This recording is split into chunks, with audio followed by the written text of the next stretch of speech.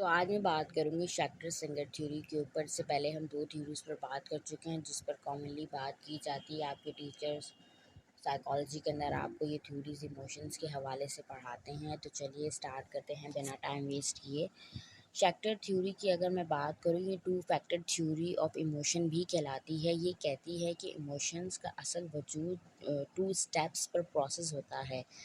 First हमारे पास आता है फिज़िकल अराउज़ल और सेकंड हमारे पास आता है कॉग्निटिव इंटरप्रिटेशन को इन्वॉल्व करता है। इस theory according to this theory जब कोई हमारे साथ वाक़या होता है तो ये एक फ़िज़िकल रिस्पॉन्स को ट्रिगर करता है, ठीक है?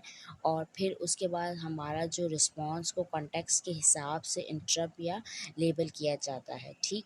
जो एक इमोशंस का एक्सपीरियंस पैदा करता है।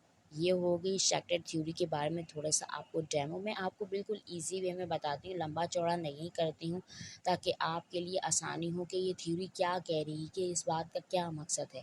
तो चलिए हम आगे बढ़ते हैं। फॉर एग्ज़ाम्पल सोचें कि एक अकेला आदमी है, एक गली के अंदर चल रहा है, ठीक है? और अचानक से तेज़ आवाज़ सुनता है। इस सिचुएशन में उसका दिल ज़ोर-ज़ोर से धड़कने लगेगा, उसकी जो हार्ट बीट होगी वो ज़ोर-ज़ोर से धड़कने लगेगी और उसको पसीना आने लगेगा और फिज़िकल अराउज़ल उसके बाद उस शख़्स को दिखता है कि समझता है कि ये आवाज़ तो मतलब फिर जब उसने ये सिचुएशन देखी, उसको फ़ील हुई, दूसरे नंबर पर जब वो आगे-पीछे देख रहा है और फिर वो जब देखता है तो वो समझता है कि गाड़ी की आवाज़ है, बाइक फायर थी और इस सिचुएशन को वो ख़तरनाक नहीं समझता। वो कॉग्निटिव इंटरप्रिटेशन के नतीजे में शख़्स खुशी या चैन महसूस करने लग जाता है, ठीक है?